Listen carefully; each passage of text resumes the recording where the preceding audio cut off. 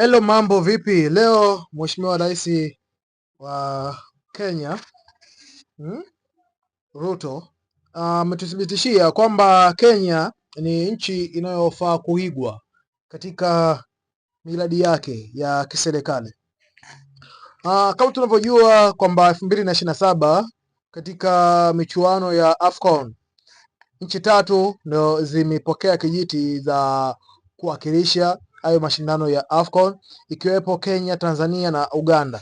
Sasa katika hizo nchi ambapo viongozi wapo katika harakati za kukamilisha uwanja zitazochezewa hizo mechi za nyumbani za AFCON 2027, ikiwa mwenyeji Tanzania, Kenya na Uganda. Sasa leo Ruto ametuthibitishia kwamba yupo site na ametupatia hii video ya kutuonesha kwamba stadium inakwenda kukamilika siku za usoni, na Watanzania wa Uganda kuna cha kujifunza hapa. Uwanja huu hapa unakwenda kukamilika very soon.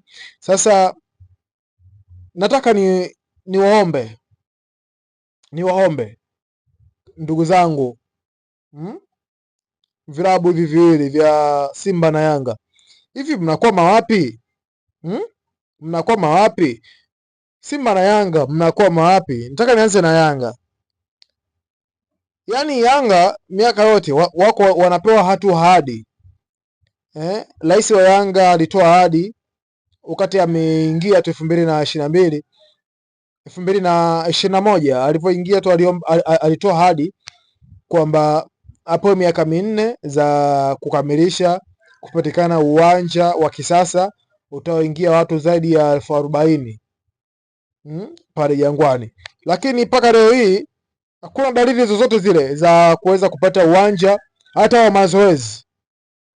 Hata hajajua shida iko wapi, na miaka minne tayari imesha kwisha. Miaka minne aliyoiomba imeishia mwezi wa kwanza huu mwaka 2026, mwezi wa kwanza, miaka minne imekwenda kukamilika. Na nikija kwa upande wa Simba juzi nimeona wanampa masaa 72 mwekezaji Mo Dewji kwamba hawamtaki pale katika klabu ya Simba. Sasa hivi mnadhani mkimfukuza Mo kuna mtu mwingine anaweza akaja kukava? Leo tuishie hapa. Subscribe ili uwe mwanafamilia wafunguka. Asante, nikutakie wakati mwema.